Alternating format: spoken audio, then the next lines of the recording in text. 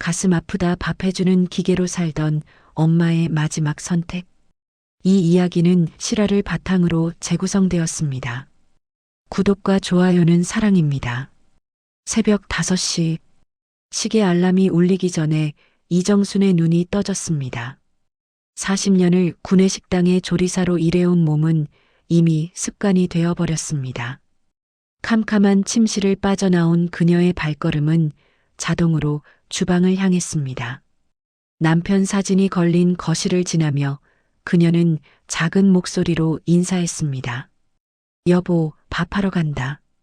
주방은 그녀의 또 다른 집입니다. 70세의 손은 여전히 날렵했습니다. 쌀을 씻고 반찬을 준비하고 국을 끓이는 모든 동작이 음악처럼 자연스러웠습니다. 수십 년을 반복한 일들이 몸에 밴 것입니다. 햇빛이 부엌 창틀을 스칠 즈음 밥상이 완성됩니다. 늘 그렇듯이요. 하지만 그 아침은 달랐습니다. 상을 들고 식탁으로 나가던 순간 가슴이 갑자기 철렁 내려앉으며 조여왔습니다. 숨이 턱까지 차올랐습니다. 정수는 손에 들린 밥상을 내려놓으며 신음했습니다. 아들 부부가 아직 자고 있던 방으로 다가갔습니다. 아, 아들아. 엄마가 좀 침실 문을 두드렸습니다. 아들이 깨어났습니다. 며느리도 일어났습니다. 정수는 가슴을 부여잡으며 도움을 청했습니다. 하지만 돌아온 말은 예상 밖이었습니다. 엄마, 과하게 굴지 말아요. 우리 오늘 외식 약속 있거든. 아들은 시계를 확인했습니다. 며느리는 이불을 뒤집었으며 몸을 돌렸습니다. 가슴의 통증은 계속되었습니다. 정수는 조용히 방을 나왔습니다. 손가락이 떨렸습니다. 휴대폰을 들었다 놨다를 반복했습니다. 결국 혼자 신발을 신는데 신발끈을 묶는 손이 자꾸만 미끄러졌습니다. 뭔가 중요한 것을 잃어버리는 듯한 공포가 엄습했습니다. 거울에 비친 자신의 창백한 얼굴을 응시했습니다. 그 얼굴은 평생 다른 사람의 밥상을 챙겨온 누군가의 모습이었습니다. 택시 안에서 정수는 의식을 잃었다 깨어났기를 반복했습니다. 병원에 도착했을 때 의사는 단호하게 말했습니다. 심근경색 초기입니다. 조금만 늦었어도 위험했습니다. 그 말을 들으며 정수는 알았습니다. 누군가는 자신의 아픔에 귀를 기울이지 않았지만 자신의 몸은 더 이상 침묵할 수 없었던 것입니다. 창문 너머 아침 해가 떠오르고 있었습니다. 그것이 낡은 무언가의 마지막 새벽이 될 줄, 그때 정수는 아직 몰랐습니다. 퇴원은 빨랐습니다. 의사는 생활습관 개선을 당부했지만 집에 돌아온 첫날부터 일상은 변하지 않았습니다. 다만 정순의 가슴팍에는 작은 흉터가 남았습니다. 약 봉지도 많아졌습니다. 남편 사진 옆에 알약들을 정렬해 놓았습니다. 아들은 엄마가 퇴원했다는 것을 거의 신경 쓰지 않은 듯 했습니다. 그 주 금요일 저녁 밥상에 올린 반찬이 평소보다 조금 소박했습니다. 정수는 여전히 약해진 몸을 일으켜 부엌을 오갔거든요. 숟가락을 들던 아들이 밥을 한 입 먹고는 말했습니다. 엄마, 요즘 반찬이 좀 없어진 것 같은데? 그 말을 건네는 목소리는 담담했습니다. 아들도 특별히 나쁜 의도는 없어 보였습니다. 다만 당연한 것처럼 물었을 뿐입니다. 며느리도 고개를 끄덕였습니다. 그래요. 어머니는 조리사셨잖아요. 더 잘해야지요. 정순의 손이 멈췄습니다. 국주걱을 들었던 손이 공중에 머물렀습니다. 심근경색이었습니다. 단 며칠 전입니다. 의사는 스트레스를 피하라고 했지만 스트레스가 쌓였습니다. 스트레스가 무엇입니까? 이것이 아니면 뭐겠습니까? 정수는 그날 저녁 밥을 다시 준비했습니다. 새로운 반찬을 만들었습니다. 가슴이 철렁거렸지만 손은 여전히 움직였습니다. 40년의 습관이었습니다. 몸이 기억하고 있었습니다. 어떻게 움직여야 하는지, 누구를 위해 움직여야 하는지.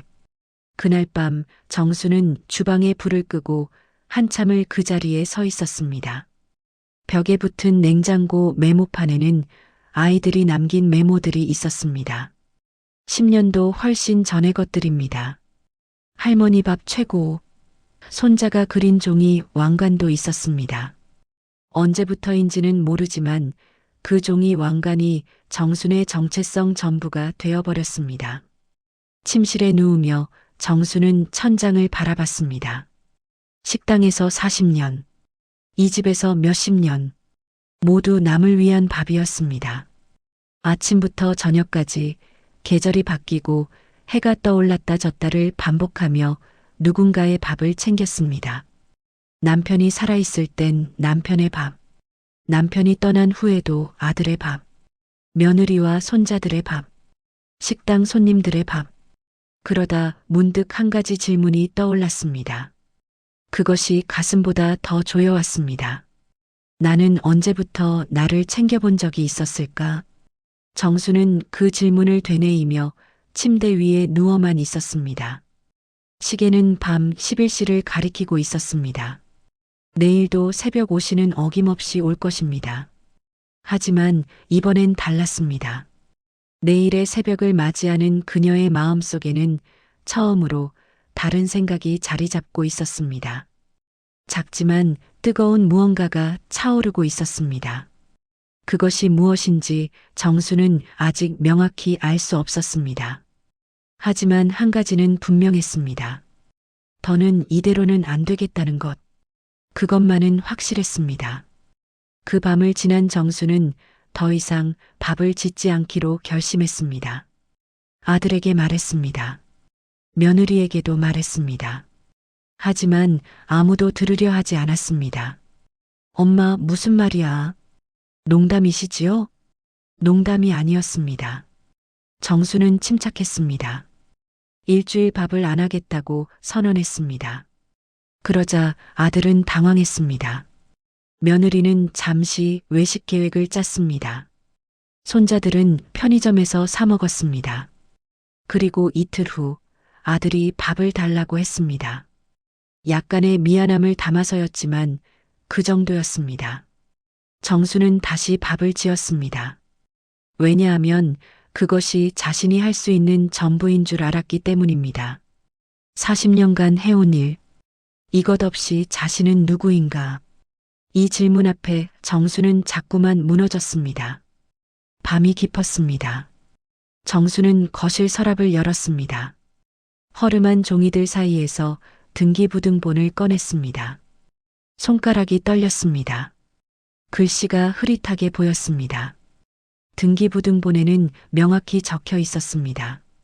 소유자 이정순. 이 집은 남편의 보험금과 자신의 40년 퇴직금으로 샀습니다. 가족들이 무심하게 오르내리던 이 공간은 사실 정순의 노동의 결실입니다. 반찬을 다시 담고 밥을 다시 지어도 밥맛을 평가받으면서도 자신의 집이었습니다. 정수는 휴대폰을 들었습니다. 부동산 중개소의 번호를 눌렀습니다. 손가락은 여전히 떨렸지만 목소리는 단단했습니다. 부동산입니다. 네, 저 집을 팔고 싶은데요. 결정이 내려지는 순간 세상이 조용해졌습니다. 밤새 정수는 집의 서류를 정리했습니다. 부동산은 매우 빠르게 움직였습니다. 감정사가 집을 돌아다니며 가격을 매겼습니다. 수억 원의 숫자가 제시되었습니다. 정순의 팔순 가까운 눈에는 눈물이 맺혔습니다. 하지만 그것은 슬픔의 눈물이 아니었습니다. 계약하겠습니다. 정수는 담담하게 도장을 찍었습니다. 손은 더 이상 떨리지 않았습니다. 그리고 바로 그 다음 날 그녀는 자신을 위한 작은 아파트 계약서에 서명했습니다.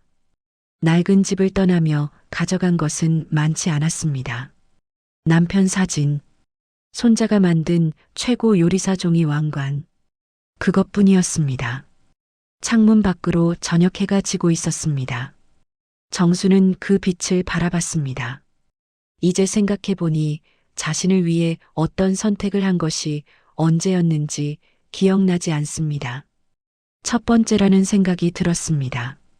삶에서 처음으로 나 자신을 위해 뭔가를 결정한 것입니다. 그 선택이 옳은지 그른지는 아직 모릅니다. 다만 한 가지는 분명했습니다. 더 이상 누군가의 밥을 짓기 위해 살지는 않겠다는 것. 이제는 나 자신의 밥부터 챙기겠다는 것. 그것만은 확실했습니다.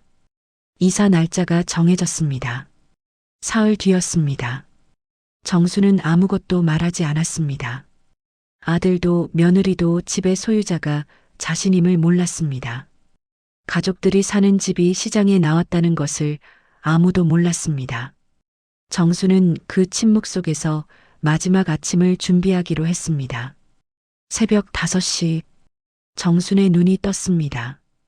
이 침실을 떠나는 것이 마지막입니다. 부엌도 마지막입니다. 손을 모으고 남편 사진에 인사했습니다. 여보, 오늘이야. 주방은 평소처럼 어두웠습니다. 손은 자동으로 움직였습니다. 쌀, 반찬, 국. 하지만 이번엔 다릅니다. 정수는 평생 해온 일을 하면서도 다른 마음으로 했습니다. 의무가 아닌 고별의 마음으로. 밥상이 완성되었습니다. 식탁 위에 놓았습니다. 아들 부부를 불렀습니다. 아들아, 며느리야, 할 말 있다. 목소리는 낮았지만 떨리지 않았습니다. 아들과 며느리가 자리를 잡았습니다. 숟가락을 집으려던 손이 멈췄습니다. 뭔가 다른 기운이 흘렀습니다. 집을 팔았다. 침묵이 흘렀습니다. 길고 무거운 침묵이었습니다. 그 침묵 속에서 아들의 얼굴이 창백해졌습니다. 엄마, 뭐라고? 집을 팔았어. 더 이상의 설명은 없었습니다. 필요 없었습니다. 아들은 숟가락을 떨어뜨렸습니다. 쇳소리가 날카롭게 났습니다. 우리가 어디로 가라고? 우리가 어디서 살라고? 목소리가 높아졌습니다. 분노였습니다. 정순이 예상했던 분노였습니다. 며느리는 눈물을 흘렸습니다. 엄마, 어떻게 그럴 수가? 변명이 이어졌습니다. 련이가 일하는 회사가 이 근처라는 것, 손자가 다니는 학교가 있다는 것, 모든 말이 합리적이었습니다. 하지만 정수는 더 이상 그런 말들에 귀를 기울이지 않았습니다. 평생 너희 밥 챙기느라 살았다. 정순이 말했습니다. 목소리는 여전히 낮았습니다. 하지만 단단했습니다. 이제는 나 밥부터 챙기고 산다. 아들은 입을 열었다 다물었습니다. 뭔가 더 말하려 했지만 나오지 않았습니다. 며느리는 계속 울었습니다. 그것은 분노의 울음도 슬픔의 울음도 아니었습니다. 그저 놀라움의 울음이었습니다. 어머니가 처음으로 자신들을 거절했다는 것에 대한 놀라움. 정수는 밥상을 바라봤습니다. 밥 한 술도 덜어지지 않은 반찬들. 평생 해온 방식 그대로. 하지만 이번엔 자신을 위한 밥입니다. 아니, 이번이 처음입니다. 자신을 위해 상을 차린 것이. 아들은 다시 입을 열었습니다. 엄마가 무슨. 하지만 정수는 더 이상 듣지 않았습니다. 그녀는 자리에서 일어났습니다. 천천히 단호하게 주방으로 걸어갔습니다. 뒤를 돌아보지 않았습니다. 식탁에 놓인 밥상도 놀란 아들의 얼굴도 우는 며느리도 창밖으로 아침 햇빛이 들어왔습니다. 부엌의 한 모퉁이를 밝혔습니다. 정수는 그 빛 속에 서 있었습니다. 손가락이 떨리지 않았습니다. 마음도 떨리지 않았습니다. 오직 한 가지만 명확했습니다. 이 집을 떠나간다는 것, 저 사람들을 떠나간다는 것, 그리고 비로소 자신을 위한 삶이 시작된다는 것. 침묵만 흘렀습니다. 끝이 아닌 시작의 침묵이었습니다. 따뜻한 국 한 그릇, 다시 나를 위해. 이사 후 사흘이 지났습니다. 아들에게서 연락이 없었습니다. 며느리도 없었습니다. 정수는 그것이 자신이 선택한 결과임을 알고 있었습니다. 받아들였습니다. 새 아파트는 작았습니다. 방 하나, 거실 하나. 이전 집과는 비교할 수 없을 정도로 협소했습니다. 하지만 정순에게는 충분했습니다. 남편 사진을 벽에 붙였습니다. 손자가 그린 종이 왕관을 옆에 놓았습니다. 그것이 전부였습니다. 그것으로 충분했습니다. 며칠 후 정수는 근처 복지관의 문을 두드렸습니다. 급식 봉사 신청을 하기 위해서였습니다. 담당자는 놀라 물었습니다. 일하셨던 분이세요? 네, 조리사였습니다. 그 말을 꺼내며 정수는 웃음이 나왔습니다. 조리사. 이제 그것은 과거가 아니었습니다. 현재였습니다. 그리고 선택이었습니다. 첫 봉사날 정순의 손은 여전히 능했습니다. 40년의 기술은 사라지지 않았습니다. 국을 끓이고 반찬을 담고 밥을 담았습니다. 움직임은 자동이었지만 마음은 달랐습니다. 아이들이 나타났습니다. 학교에서 온 아이들입니다. 밥을 받아들며 하나둘 입을 열었습니다. 할머니, 오늘도 맛있어요. 할머니 국 최고예요.